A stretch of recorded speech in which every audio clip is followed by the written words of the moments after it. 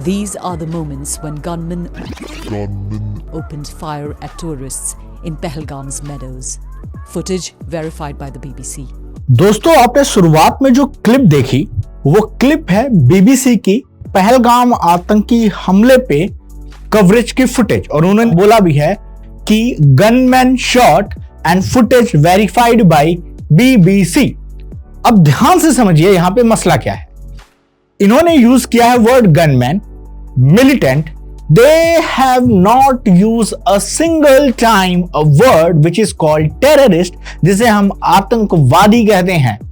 क्या समस्या है इन न्यूज चैनलों से, चाहे न्यूयॉर्क टाइम्स हो, चाहे बीबीसी हो, या कोई भी विदेशी मीडिया हाउस है, उनकी सरकारें कह रही हैं ये टेररिस्ट अटैक है, उनके नेता ट्वीट कर रहे हैं, लेकिन इनकी जुबान में हलक में ताला लगा दिया गया है कि टेररिस्ट वर्ड कहने में इनकी जीभ कट के गिर जा रही है। क्या ये उनको टेररिस्ट नहीं मानते, या इनका अपना एक प्रोपोगेंडा है कि क्योंकि इनकी न्यूज वर्ड में चलेगी, इंग्लिश में है, तो वर्ड के लोग क्या समझेंगे कि वहां का कोई लोकल गनमैन था, वहां का कोई लोकल उग्रवादी था, ना कि एक terrorist which was Pakistan funded, and not a single time they use the word like something Islamic और something Pakistani.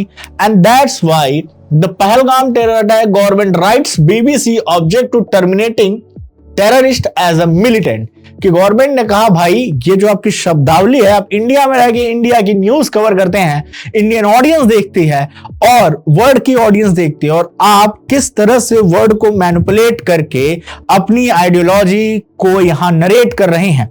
This will not work in India, they are the terrorist, damn hell terrorist. So आतंकवादी use शब्दों का उपयोग करने में इस तरह से ना हिचकिचाएं कि जैसे वो आपके घर के थे और उनकी मारी गई गोलियां आपके घरों की रोटियां पहुंचाती हैं।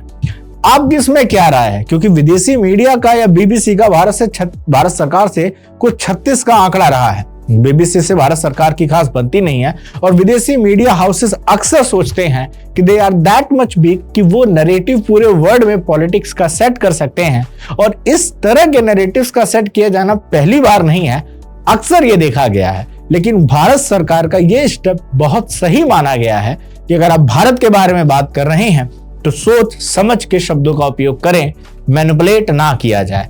ऐसे ही 16 यूट्यूब चैनलों को बैन करके होम मिनिस्ट्री की तरफ से एक और सख्त कदम उठाया गया। इसके साथ साथ पाकिस्तान ने भारत के साथ एयर रूट का जो होता है कि हमारे हवाई क्षेत्र का उपयोग ना करें, इसके रीजन से कुछ फ्लाइटों में भी दिक्कत आई है। भारत सरकार ने वैसे ही सारे ट्रेड बंद कर दिए हैं। तो ऐसे 8-9 स्टेप्स लिए गए, जिनमें 5 स्टेप शुरुआत में थे, सिंधु जल समझौते से लेके डिप्लोमेट्स का रिमूवल, अटारी बॉर्डर का क्लोज 48 आवर के अंदर पाकिस्तानियों को भारत से वापस भेजना, और ऐसे मल्टीपल स्टेप्स चल रहे हैं।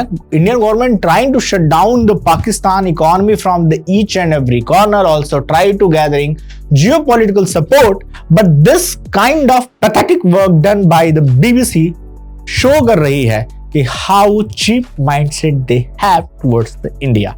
आपकी इसमें क्या राय है, कमेंट बॉक्स में जरूर मेंशन करें। मिलते हैं आपसे किसी नेक्स्ट वीडियो में। पर 90.1 पे बाय एवरीवन।